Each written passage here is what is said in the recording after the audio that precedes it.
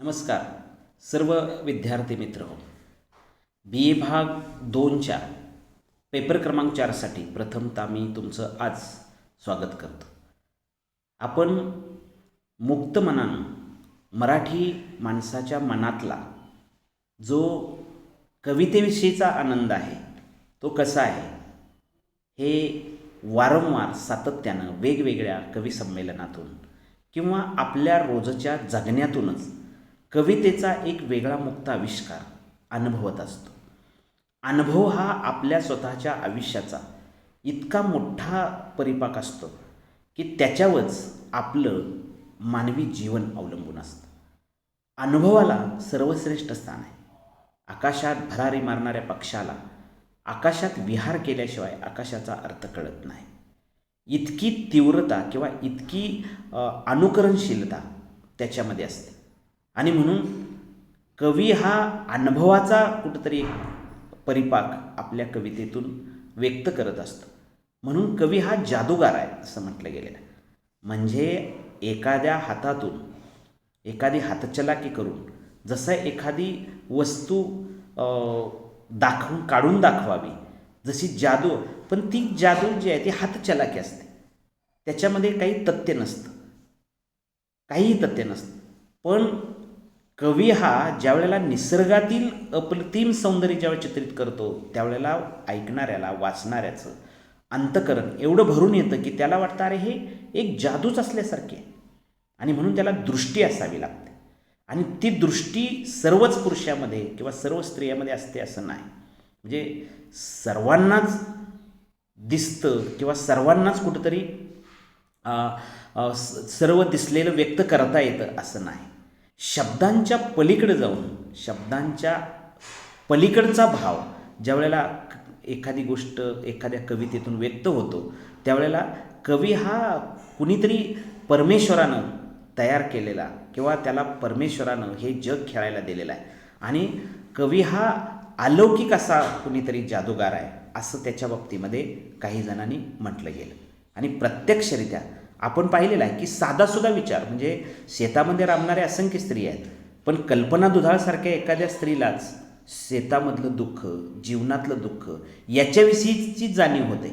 आणि मग तिचं चिंतन सुरू होतं आणि मग ती आपली कविता व्यक्त करायला लागते. आणि मग तिच्या दोन्ही कविता संग्रहातून आपल्याला दिसतं की कृषी जीवनाच्या जाणीवा दिसतात. शेतामध्ये राबताना, शेतामध्ये कष्ट करताना तिला जी जाणीव होते, म्हणजे ती म्हणते पिढ्यानपिढ्या परंपरेनं स्त्रीवर अन्याय अत्याचार पिळवणूक होत तिची आलेलीच आहे. तिला तिची अवहेलना झालेलीच आहे. तिची अवस्था काय आहे तर गाय आणि बाय या दोन्ही कवितेतून तिनं किंवा या कवितेतून तिनं दोन्हीची तुलना केलेली आहे. म्हणजे कवित्रीच्या या कविता ज्या आहेत सगळ्या त्या जीवनाचं एक प्रत्यक्ष नातं स्पष्ट करतात. म्हणून आपण काव्यगंध या पुस्तकामध्ये कल्पना दुधाळे यांच्या 5 कविता ज्यावेळेला आपण अभ्यासतो त्यावेळेला गाय आणि बाय, झुलत्या फांदीला ग, घोषणा, खस्ता, धग असतेच आसपास या सगळ्या जाणीवा तिथं चित्रित करतात. म्हणजे शेतीचा शोध स्त्रीनं घेतला, तिनंच लावला. ज्यावेळी शेती अडचणीत आली त्यावेळेला त्या कुटुंबामध्ये शेतीला सावरण्याचं काम ही स्त्रीनंच केलं. असं असताना सुद्धा त्या स्त्रीच्या वाट्याला येणारं दुःख पिढ्यानपिढ्या परंपरेनं कसं आहे हे 1990 नंतरच्या जागतिकीकरणाच्या प्रवाहामध्ये सुद्धा एखादी कल्पना दुधाळसारखी कवित्री ज्यावेळेला या सगळ्या भावना चित्रित करते त्यावेळेला तिला जागतिकीकरणासमोर तिची आव्हानं ती पेलते आहे. म्हणजे शेतकरी कुटुंबातले भोग सहन करीत, संघर्ष करीत तरुण पिढी ज्यावेळेला कविता लिहायला लागते त्यावेळेला तिला काय जाणवतं याचं अप्रतिम चित्रण तिच्या कवितेतून आपल्याला पाहायला मिळत आहे. आणि म्हणून तिच्या सुरुवातीच्या गाय आणि बाय, झुलत्या फांदी लागत या कविता आपण पाहिलेल्या आहेत की ज्याच्यामध्ये अनौपचारिक शिक्षणापेक्षा भिंतीबाहेरचं शिक्षण तिला सगळ्यात महत्त्वाचं वाटतं. म्हणजे घरामध्ये जे शिक्षण दिलं जाईल, घरामध्ये सांगितलं आहे यापेक्षा जर बाहेर स्त्री 4 भिंतीच्या जर पडली तर तिला मिळणारं जे ज्ञान आहे ते सर्वश्रेष्ठ आहे. पण पिढ्यानपिढ्या परंपरेनं तिला चूल आणि मूल याच्यात अडकवलेलं आहे. तिला घराच्या बाहेर काढलेलं नाही. तिनं ज्ञान घेण्यासाठी शिकावं आणि त्याच्यासाठी पहिला जो गौरव कुणाचा करावा लागेल तर तो सावित्रीबाई फुले यांचा. आणि म्हणून सावित्रीबाई फुले यांनी मुलीला घराच्या बाहेर काढलं, तिला घरातून बाहेर काढून तिला शाळेत शिक्षणाविषयीचं देण्याचं धाडस ज्यावेळेला तिनं केलं त्यावेळेला तो खरा आविष्कार स्वतंत्र आपल्याला पाहायला मिळतो. आणि म्हणून चार भिंतीच्या आत असणारं शिक्षण माझ्या दृष्टीने महत्त्वाचं नाही.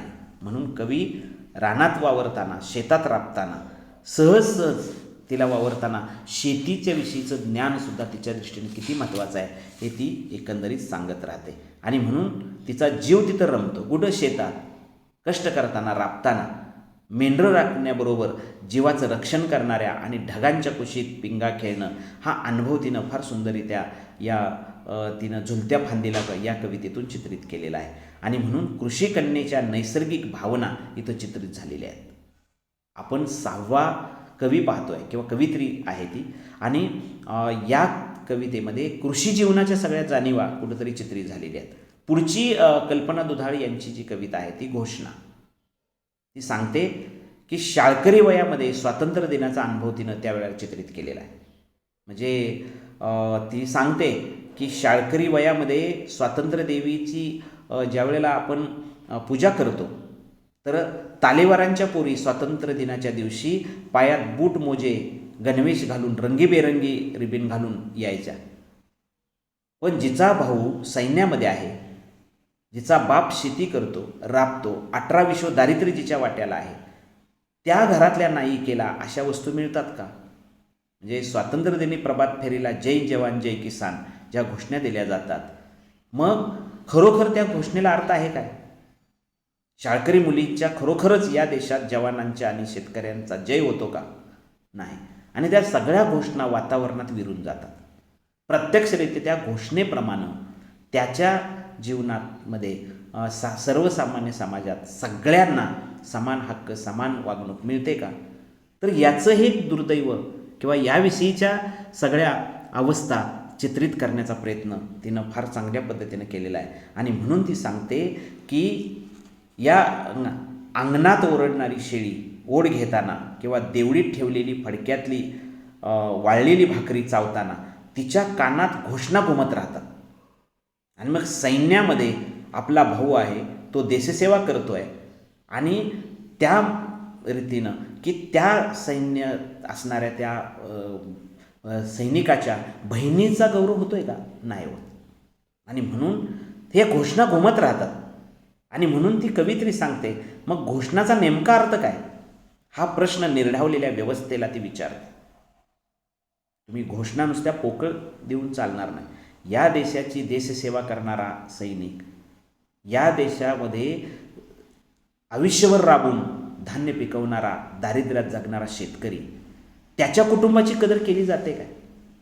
अरे ज्याच्याकडे पैसा आहे, श्रीमंती आहे, ज्याच्याकडं जमीन जुमला आहे, अशाच्या पोरींचा चैनविलास आणि दारिद्र्यात खिसपत पडलेल्या आणि देशसेवा करणाऱ्या सैनिकाच्या बहिणीचा दुःख, दारिद्र्य याचं चित्रण ती करते. म्हणजे या देशामध्ये 1990 नंतरचं समाज वास्तवसुद्धा चित्रित करण्याचा तिनं प्रयत्न केलेला आहे. पुढं खस्ता या म्हणजे कल्पना दुधाळ यांची अगदी 10-20 वर्षापूर्वी तिला स्वतःच्या आयुष्यामध्ये जे जाणवलं त्याचं चित्रण किंवा तिचं चिंतन या तिच्या कवितेतून चित्रित झालेलं आपल्याला पाहायला मिळतं. म्हणजे शेतकरी जीवनामध्ये राबणारी, कष्ट करणारी स्त्रीसुद्धा पिढ्यानपिढ्या परंपरेनं ज्ञानापासून किती वंचित आहे आणि तिची अवहेलना कशी होते आहे याचं एक स्वतंत्र आणि वेगळं विवेचन करण्याचा प्रयत्न या कल्पना दुधाळे यांनी केलेला आहे. खस्ता नावाची तिची कविता आहे किंवा खस्ता या शीर्षकाची कविता आहे. याच्यामध्ये ती काय सांगते तर एक कौटुंबिक अनुभव सांगते, भावनिक अनुभव सांगते, सार्वत्रिक अनुभव आहे तो. आणि म्हणून या कवितेतून तिनं काय सांगितलं आहे तर पौगंड अवस्थेमध्ये तरुण मुलांच्या उन्हाळपणातला कंटाळलेली आणि भविष्याविषयी चिंताग्रस्त झालेली आई इथं दिसते. ती दिसते आई. म्हणजे आईला जाणवतं की पौगंड अवस्थेमध्ये किंवा तारुण्याच्या अवस्थेमध्ये उन्हाळपणा करणारी मुलं आणि तिच्या भविष्याची चिंता, मुलगा हाताबाहेर गेल्यावर तिची तक्रार नवऱ्याकडे ती करते. शिक्षणासाठी मुलाला हॉस्टेलवर ठेवते, घरातल्यासारख्या सोयी तिथं नाहीत. इकडं घरात श्रीखंडपुरीचं ताट वाढून घेतल्यावर आईचं मन मुलाच्या दिशेनं कसं धाव घेतं याचंही चित्रण या कवितेमध्ये आपल्याला पाहायला मिळतं. आणि म्हणून मनात कालवाकालव होते. आईला वाटतं की खरोखर आपला मुलगा शिकण्यासाठी गेलेला आहे आणि आपण इथं श्रीखंडपुरी खातो आहे. प्रत्यक्षरित्या शिक्षणाचं ज्ञान किंवा शिक्षण घेण्यासाठी तो गेलेला आहे, ज्ञानाला महत्त्व देतो आहे. आणि अशा वेळेला आईची जी अवस्था आहे ती चित्रित केली. आईच्या डोळ्यातून मग पुढून ती चपाती हलत नाही, आईचं काळीज गलबलून जातं आणि अनावर अश्रू राखून जातात आणि मुलगा घरात नाही म्हणत खायला उठलेलं घर ती धीरानं सांभाळते. पोराच्या भवितव्याचा विचार ती गोष्टी करते आणि म्हणून लेकराच्या वाटा अंधारू नयेत आणि आईबापाची लेकरासाठी असलेल्या खस्ता वाया जाऊ नयेत म्हणून ती सूर्यनारायणाला हात जोडते. एक आई व तरुण वयात येत असलेली लेकरूची जाणीव याचा भावनिक आंदोलनं या कवितेत चित्रित झालेली आहेत. म्हणजे प्रत्यक्षरित्या खस्ता खाणारा बाप, खस्ता खाणारी आई, शेतात राबणारी, कष्ट करणारी, तरीसुद्धा आपल्या मुलाची ती काळजी कशी करते याचं चित्रण या ठिकाणी आहे. म्हणजे या कल्पना दुधाळ यांच्या कवितेचा केंद्रबिंदू जो आहे तो कृषी जीवन आहे, शेतकरी जीवन आहे. कष्टकऱ्यांच्या श्रमिकतेचं महत्त्व स्पष्ट करून तिनं आपल्या स्वतःच्या आयुष्यामध्ये जे काही सांगितलेलं आहे ते व्यक्त झालेलं आहे. आता जग किती जरी बदललं तरीसुद्धा भूमीशी घट्ट बांधलेलं नातं आयुष्यात कधीही तोडता येत नाही. कल्पना दुधाळ यांची या आशयावरची कविता आहे. ती काय म्हणते, अरे धग असतेच आसपास. कविता निर्मितीच्या विषयीची भूमिका तिनं या कवितेतून मांडलेली आहे. ती म्हणते, काव्यविषयक भूमिका स्पष्ट करते. म्हणते की आपल्या देशामध्ये अनेक गोष्टी घडतात पण त्याच्यावर उपाययोजना नाहीत. माहीत असूनही इतरांच्यासाठी शेतकरी त्याचा शेतीला मालाला भाव मिळत नाही. त्याला पूर्णपणे त्याला शेतकरी हा काय म्हणतो, मिळालेल्या उत्पन्नावर आपला स्वतः सुखी समाधानी नाही. जेवढं राबतो तेवढं त्याला दाम मिळत नाही. असं असूनसुद्धा तो राबायचं सोडतो का? नाही. आणि म्हणून कवितेची नायिका एका शेतकऱ्याची लेख, धग असतेच आसपास या कवितेची. ती निस्वार्थीपणे जबाबदाऱ्या पेलते. कृषी संस्कृतीच्या आणि समोमनाचा धर्म ती पाळते. आयुष्यामध्ये जीवन जगताना, होरपळून निघताना जीवन संपून टाकावं असं तिला बऱ्याच वेळेला वाटतं. अनेक प्रसंग येतात, अनेक वेळा लाथाडलेलं तिच्या लक्षात येतं. आयुष्याच्या अखेरपर्यंत न डगमगता ती मात्र निर्णय घेते. आणि म्हणून या देशामध्ये असं म्हटलं गेलेलं आहे की स्त्री एवढी सक्षम आहे, एवढी सहनशीलता तिच्याकडे आहे की त्या स्त्रीनं कधीही शेतीच्या बाबतीमध्ये किंवा शेतकऱ्याचं दुःख जर आपण बघितलं तर शेतकरी स्त्रीनं आत्महत्या केलेली आपल्याला दिसत नाही. म्हणजे फार दुर्मिळ.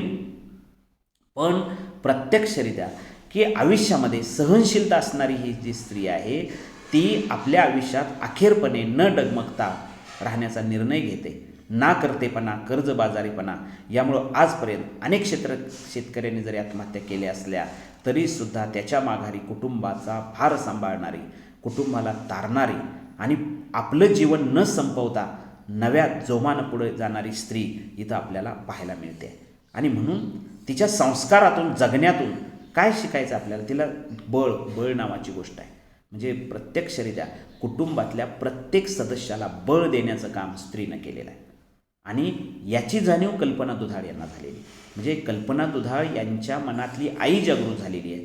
तिच्या मनातली बालपणाविषयीची भावना जागृत झालेली आहे.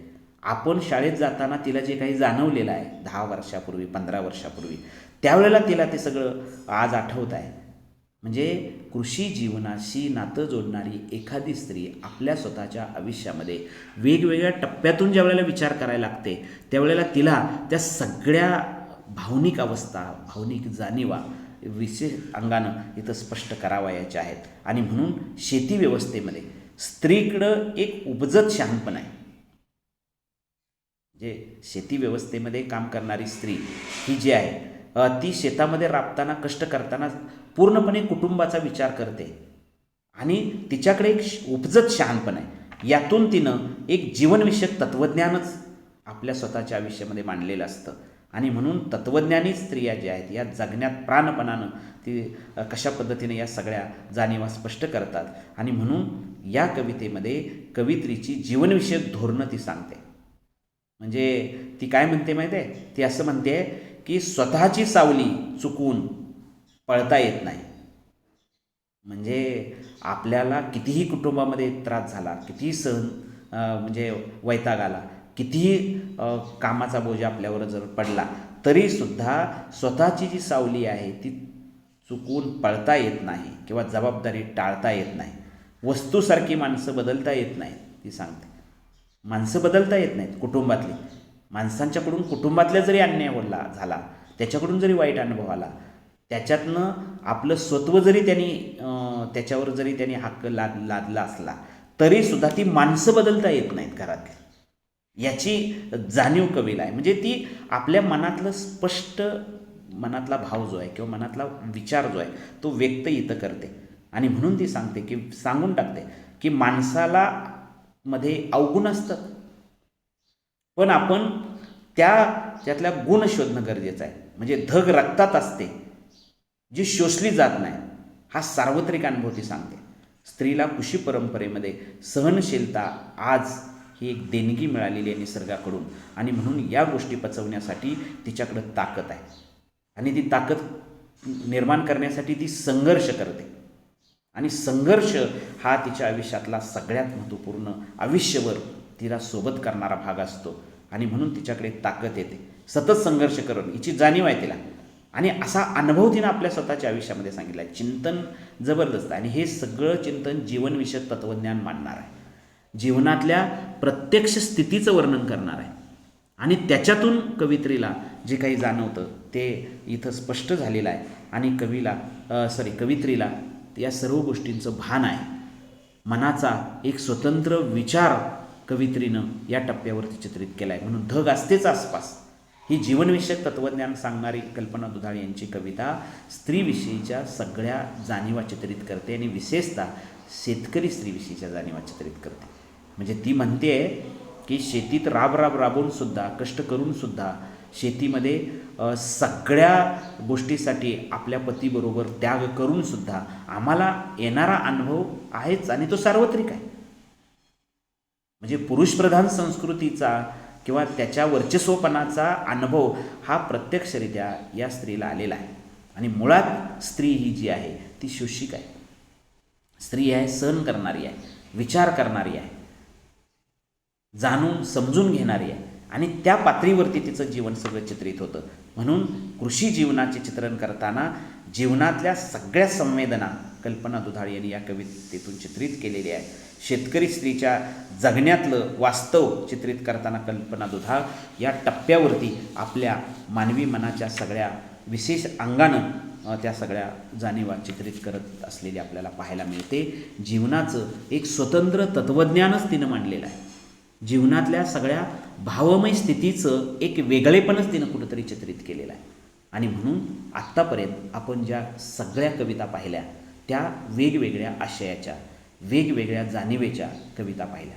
प्रत्येक कवी हा मुक्त मनाचा आविष्कार व्यक्त करत असतो, आपल्या मनातल्या भावना चित्रित करत असतो. आपल्याला जे काही दिसलेलं आहे, जे जाणवलेलं आहे, अंतर्गत मनाच्या नात्यातून ज्या गोष्टी सगळ्या व्यक्त आपल्याला करावयाच्या आहेत त्या सगळ्या शब्दांच्या माध्यमातून कवी चित्रित करत असतो. म्हणून कवितेला आशय महत्त्वाचा कवितेचा ठरतो. आणि मग त्याच्यातलं अभिव्यक्ती सौंदर्य ही स्पष्ट होतं.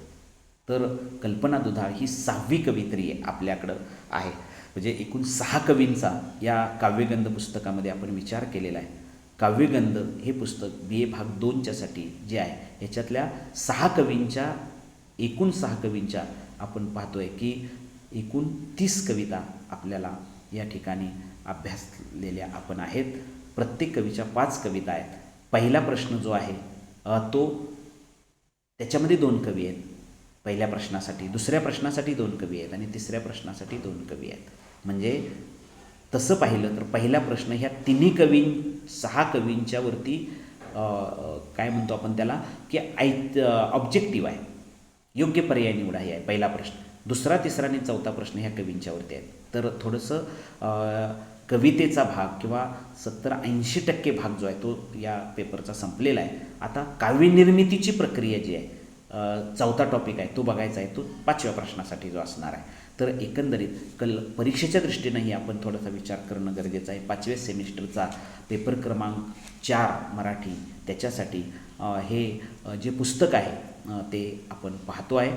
तर खरोखर पहिला प्रश्न जो आहे तो या 6 कवींच्यावरती पूर्णपणे तुम्हाला ऑब्जेक्टिव्ह विचारलं जाणार आहे. योग्य पर्याय निवडाला 10 ऑब्जेक्टिव्ह असणार. दुसऱ्या प्रश्नामध्ये तुम्हाला केशवसुत आणि वसंत बापट यांच्यावरती दीर्घोत्तरी प्रश्न विचारला, दोन्हीपैकी एक तुम्ही लिहायचा आहे. तिसऱ्या प्रश्नासाठी सांगितलं आहे नारायण सुर्वे आणि वसंताबाजी डहाके यांच्यावरती एक एक प्रश्न असणार आहे, त्या दोन्हीपैकी एक लिहायचा आहे.